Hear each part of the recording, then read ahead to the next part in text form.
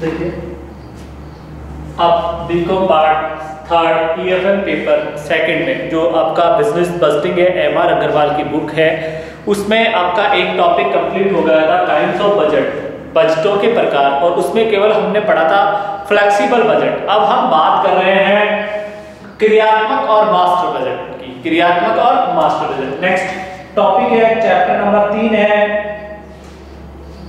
Functional, क्रियात्मक व master budget. क्रियात्मक एवं मास्टर बजट। बोले तो functional and master budget, functional and master budget, ये अपना टॉपिक चलेगा।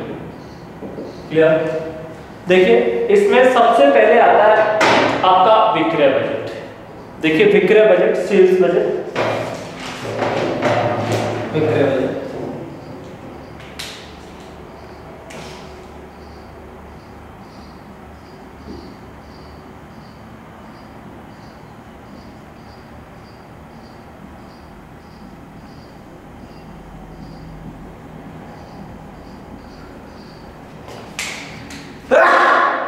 जो भी सेल्स बजट है, इसे सेल्स बजट किसे कहते हैं, किस प्रकार से सेल्स बजट को बनाया जाता है। देखिए विक्रय बजट कुल बिक्री का पूर्वानुमान है।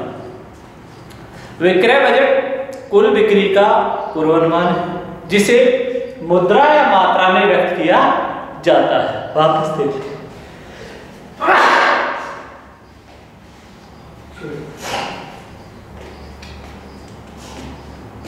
विक्रय budget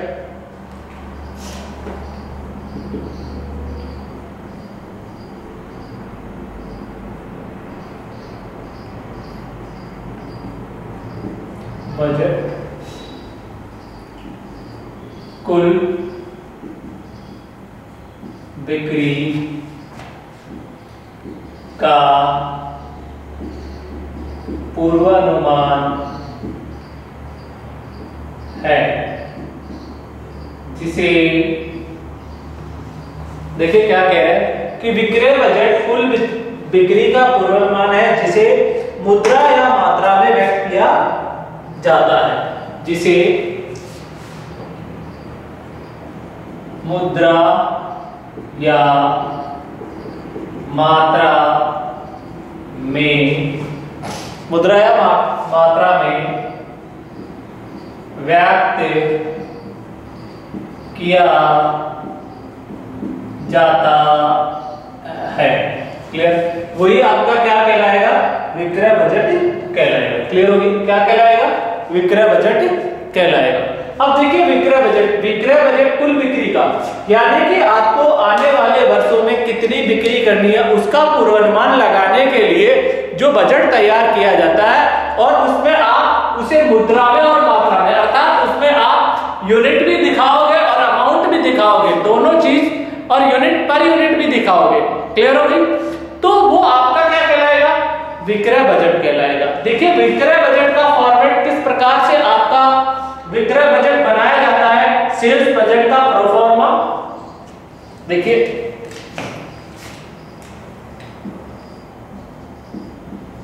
sales budget, sales budget, देखिए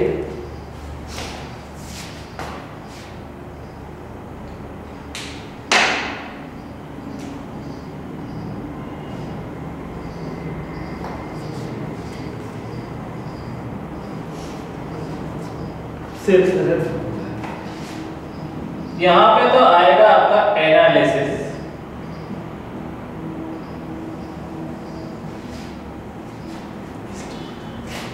यहाँ आएगी बस्टेड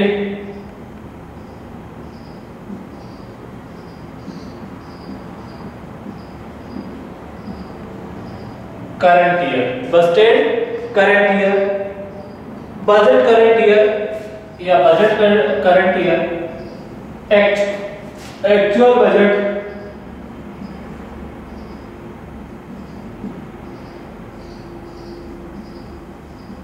और उधर लास्ट आएगा आपका एस्टिमेटेड। क्या आएगा? Actual budget, expected budget,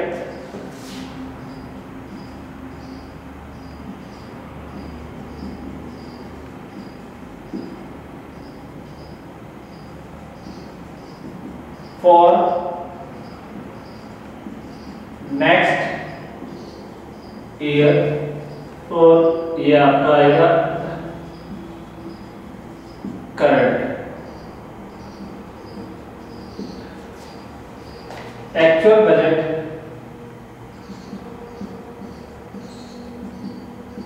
for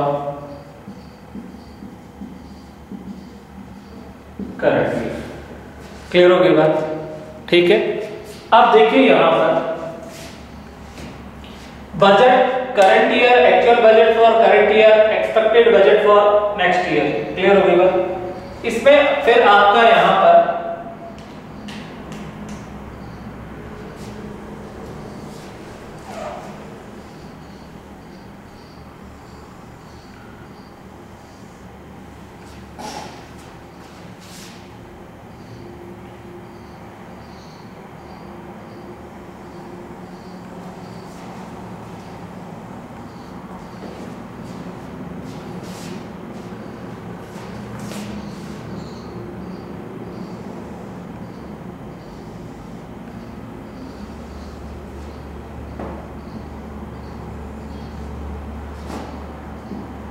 unit price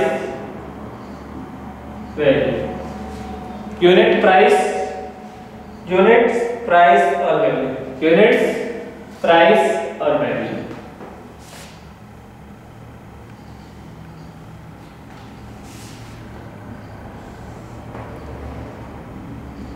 value price units.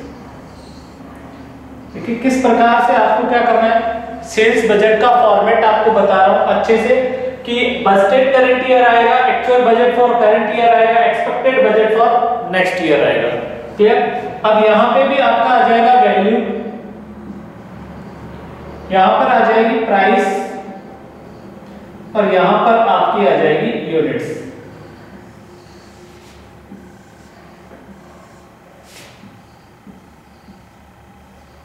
ये तो ये आपका क्या हो गया, फॉर्मेट हो गया किसका, सेल्स बजट का। किस प्रकार से आप सेल्स बजट को बनाएंगे?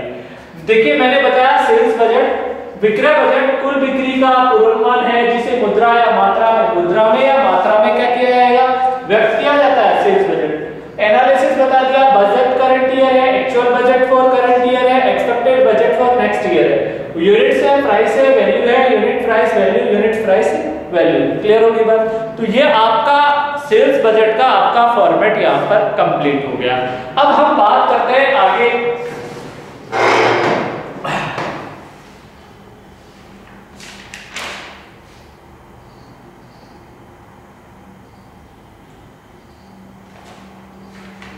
आगे हम बात करते हैं प्रोडक्शन बजट की। कौन सा budget? Production budget.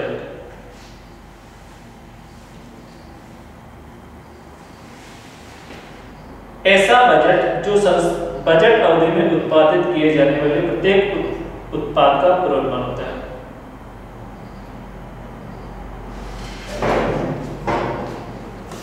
Sales budget हो गया,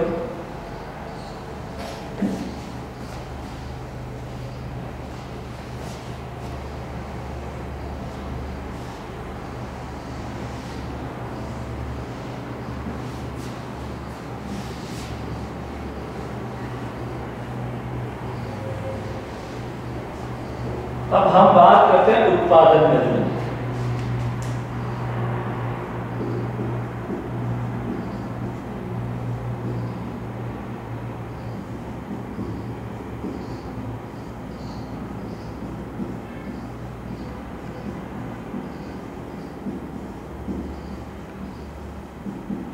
प्रोडक्शन बजट, उत्पादन बजट।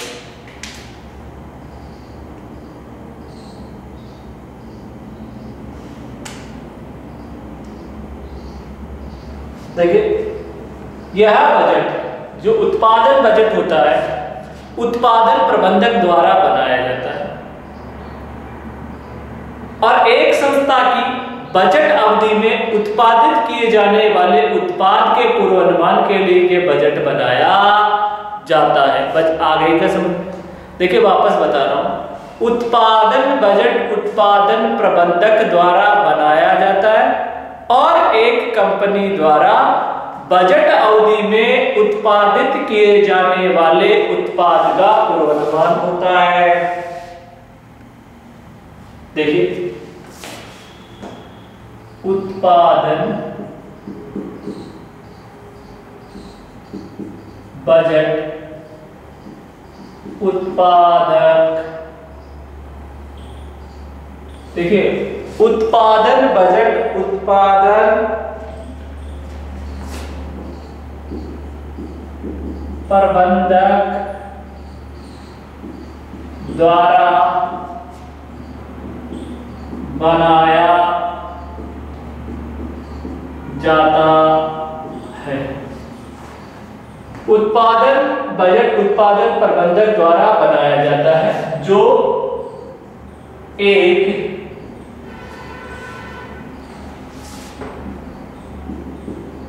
कंपनी की बजट अवधि में उत्पादित किए जाने वाले उत्पाद का पूर्वानुमान होता है। क्लियर होगी बात? तो ये आपका क्या हो गया, उत्पादन बजट। देखिए उत्पादन बजट कौन बनाएगा, उत्पादन प्रबंधक बनाएगा। किस अवधि में, बजट अवधि में बनाएगा। किसके लिए, उत्पादित किए जाने वाले उत्पाद के पूर्वानुमान होगा ये, कि उसे कितने उत्पादन की आवश्यकता है, उसे कितना उत्पादन करना है, कितना प्रोडक्शन करना है।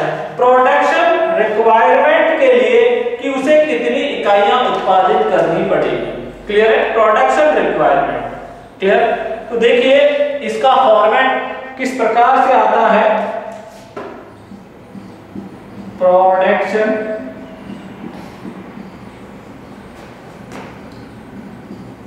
बजट, प्रोडक्शन बजट,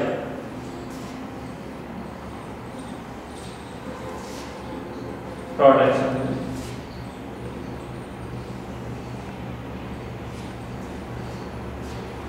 यहां पे आपका आइटम्स ले सकते हैं,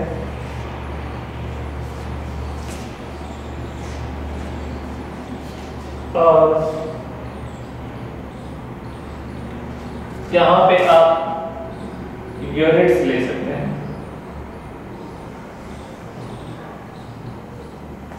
क्लियर। तो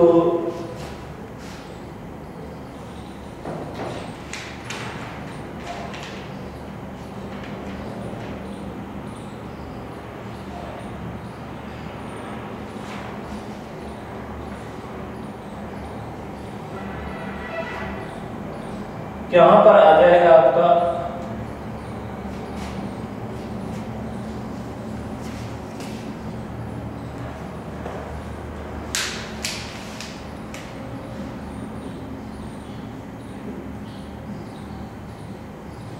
sales budget at closing stock,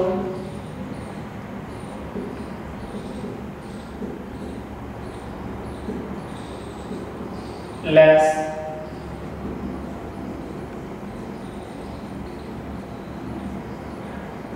opening stock.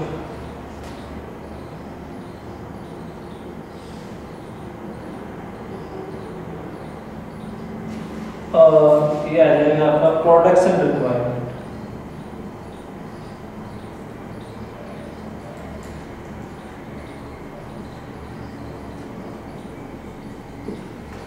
Production requirement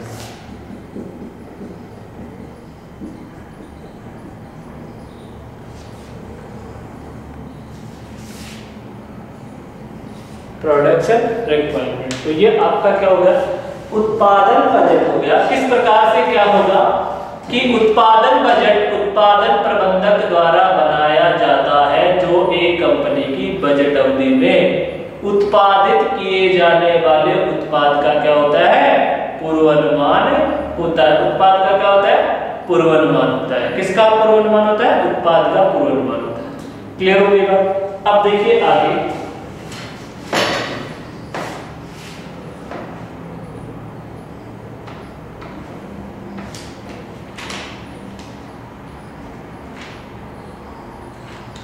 production cost budget.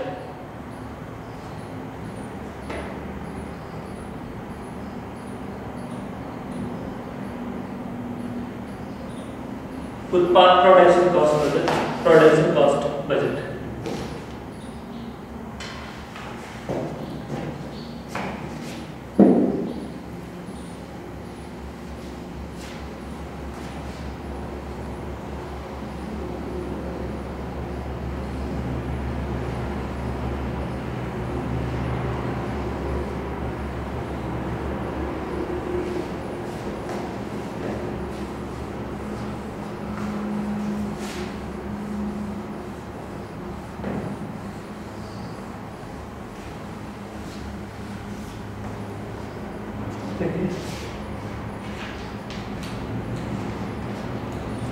उत्पादन लागत बजट,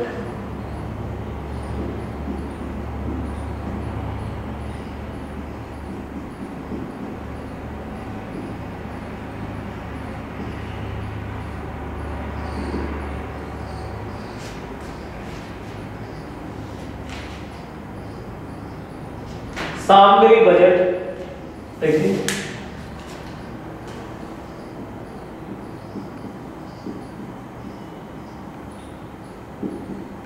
सामग्री बजट, श्रम बजट तथा कारखाना ऊपरी व्यय बजट तथा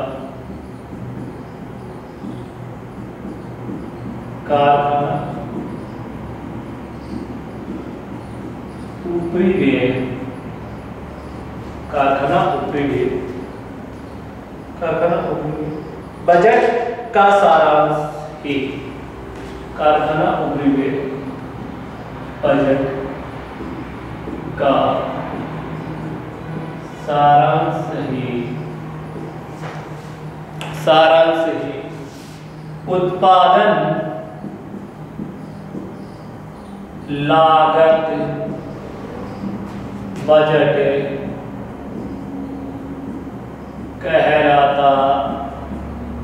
कहलाता उत्पादन लागत बजट ही कहलाता है। देखिए प्रोडक्शन कॉस्ट बजट का फॉर्मेट किस प्रकार से बनाएंगे। प्रोडक्शन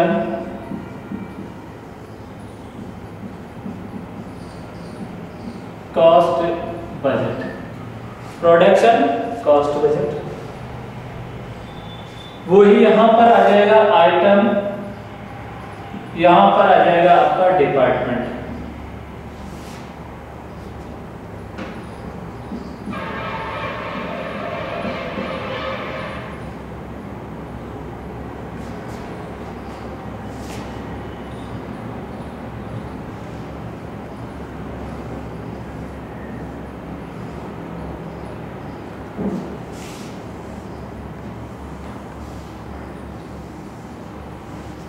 देखिए क्या है आइटम डिपार्टमेंट, डिपार्टमेंट हो सकता है ए हो सकता है बी हो सकता है और यहाँ पर ये टोटल हो सकता है।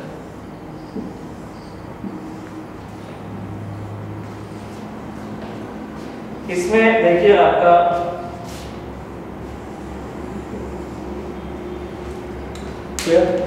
इसमें आपका आएगा एक तो unit to be produce, units to be produced. Elements of material cost,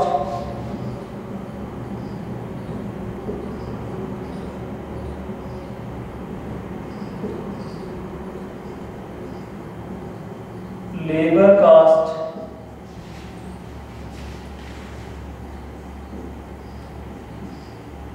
factory overhead,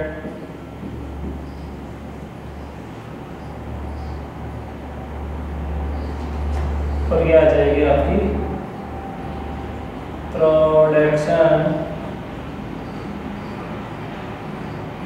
cost. तो ये आपका क्या हो गया, उत्पादन लागत बजट, सामग्री बजट, श्रम बजट तथा कारखाना उपरी बजट का सारांश। यानी कि अगर मैं material cost budget, labour cost budget और फैक्ट्री ओवरहेड बजट को जोड़ दूंगा तो मेरा आपका यहाँ पर क्या आ जाएगा, प्रोडक्शन कॉस्ट बजट आ जाएगा। अर्थात मैं किसी भी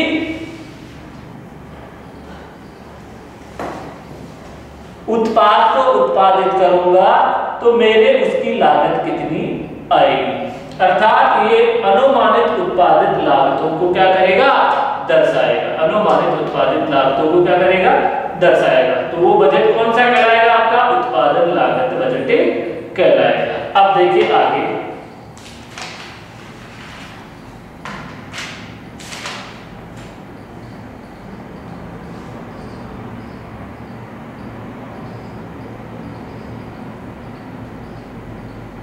डायरेक्ट लेबर बजट, श्रम बजट।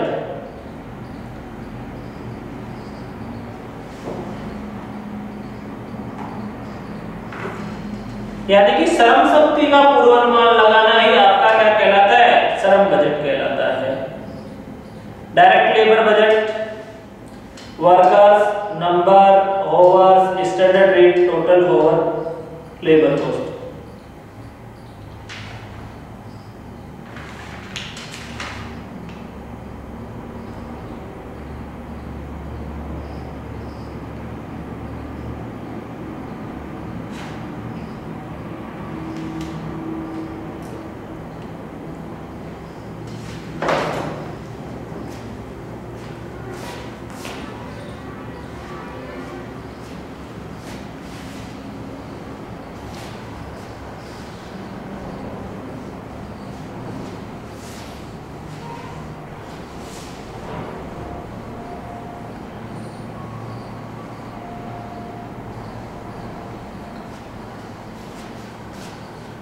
देखिए आपका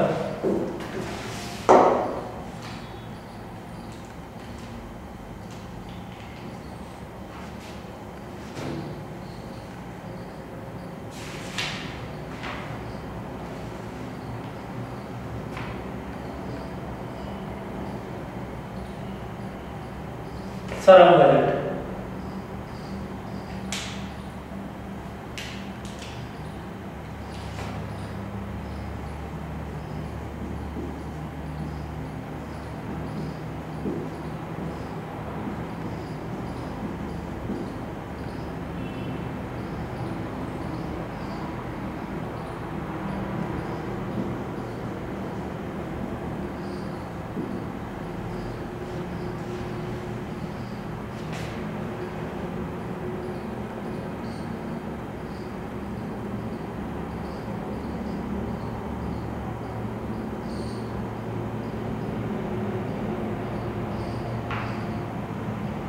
श्रम बजट उत्पादन एवं सेवा विभाग के लिए, देखिए उत्पादन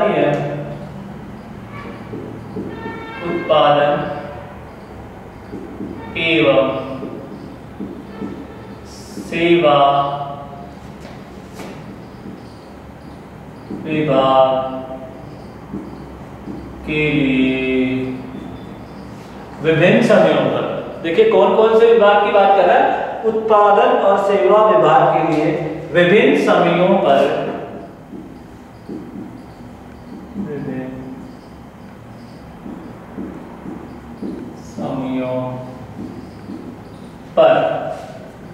प्रत्यक्ष श्रम एवं विभिन्न समयों पर आवश्यक प्रत्यक्ष तथा अप्रत्यक्ष श्रम का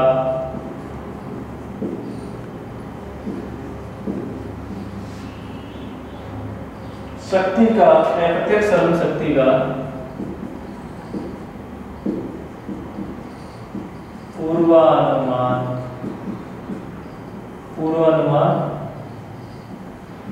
है। देखिए क्या बोला कि कोई भी कंपनी है या संस्था है, उसकी श्रम बजट में उत्पादन बजट अवधि में, जिस अवधि में आप उत्पादन कर रहे हो, वहां उत्पादन में सेवा विभाग के लिए विभिन्न श्रमियों पर आवश्यक प्रत्यक्ष तथा अप्रत्यक्ष श्रम शक्ति का क्या होता है? पूर्वानुमान होता है। प्रत्यक्ष तथा अप्रत्यक्ष श्रम शक्ति का क्या होता है? पूर्वानुमान होता है। क्लियर हो गया? अब देखिए कैसे इसको तैयार किया जाता है direct labour budget.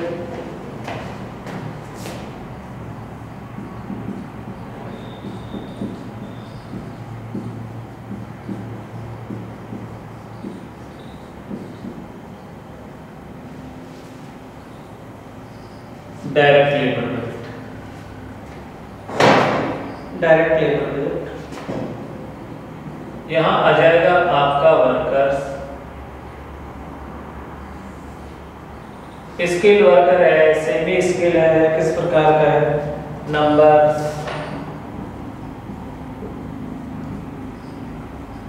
Over numbers आ गया, ओवर्स आ गया, standard rate,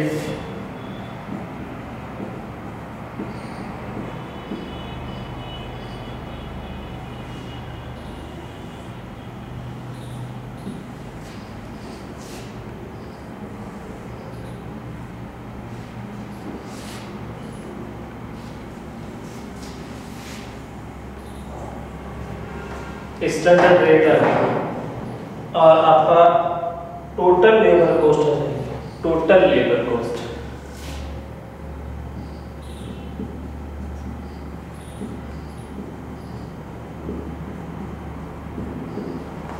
total labour cost. तो ये आपका क्या होगा? डायरेक्ट लेबर बजट हो गया। क्लियर हो गई बात?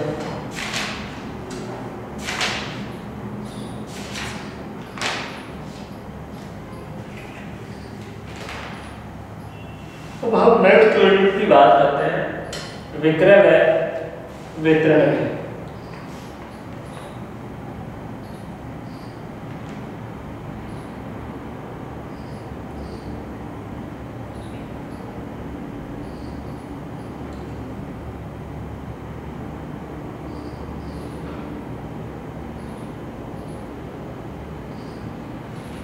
देखिए selling and distribution cost budget,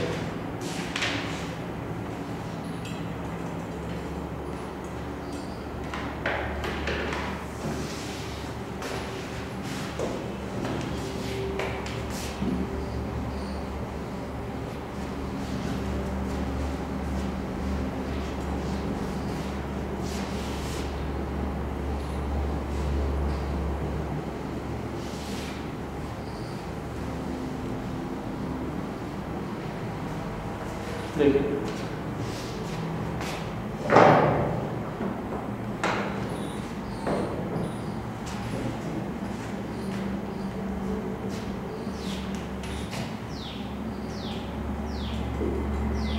विक्रय एवं वितरण लागत बजट। देखिए selling and distribution cost budget,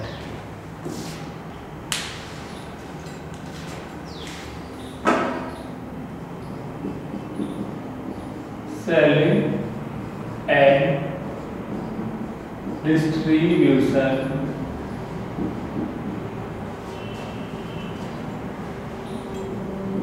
cost budget, selling and distribution cost budget. देखिए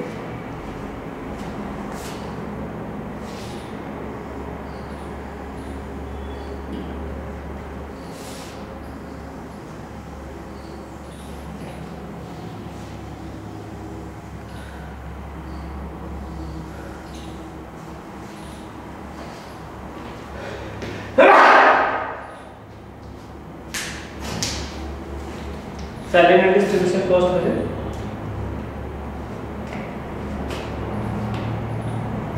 क्या आएगा? Element of cost,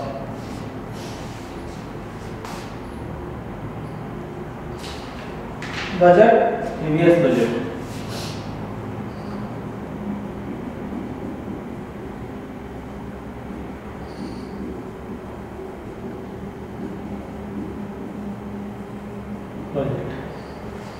budget, previous budget.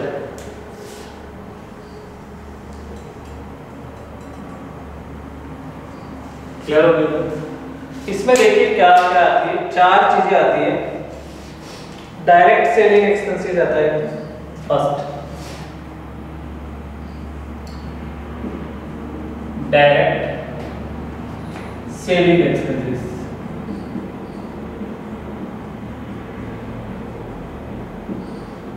Number 2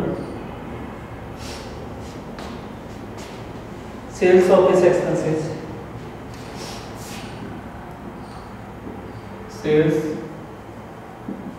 office expenses. Number 3 sales office expenses आ गया। नंबर 3 पे आएगा डिस्ट्रीब्यूशन एक्सपेंसेस।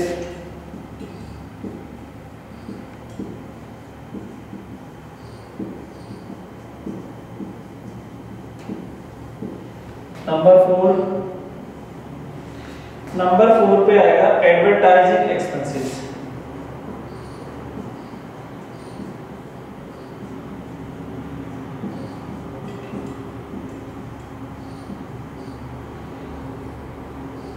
और यहाँ पर एडवर्टाइजिंग एक्सपेंसेस, और ये आपका यहाँ पर आ जाएगा total first plus second plus third plus fourth.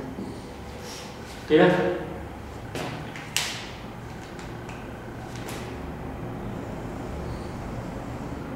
तो ये आपका क्या होगा? Selling and distribution cost. देखिए डायरेक्ट सेलिंग एक्सपेंसेस में आपके बुक में भी इसका फॉर्मेट दे रखा है, क्या क्या खर्चों को इंक्लूड करते हैं।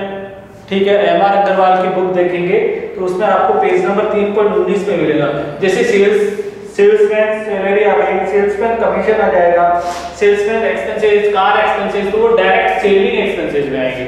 फिर है सेल्स ऑफिस एक्सपेंसेस, जैसे ऑफिस का रेंट आ गया, depreciation, postage, general expenses, salaries. ठीक है, डिस्ट्रीब्यूशन में लोरी एक्सपेंसेस, वेयर हाउस एक्सपेंसेस, वो आपके डिस्ट्रीब्यूशन में। और एडवर्टाइजिंग में आ जाएगा fresh cinema, shop window, coupon offers. Clear? तो वो आपके एडवर्टाइजिंग एक्सपेंस। इन सबको जोड़ देंगे तो आपका क्या आ जाएगा? टोटल आ जाएगा। वो आपका क्या तैयार होगा? Selling and distribution cost budget. अब इस चैप्टर में एक और बजट बनता है और वो है मास्टर बजट। वो इंपॉर्टेंट है, एग्जाम में भी उसमें से क्वेश्चन पूछा जाता है आपके किस में से? मास्टर बजट में से। तो जो मास्टर बजट का फॉर्मेट है, जो आगे की आपकी जो नेक्स्ट क्लास होगी उसमें हम मास्टर बजट का फॉर्मेट करा के इसके जो भी क्वेश्चन है इस चैप्टर के वो हम स्टार्ट करेंगे।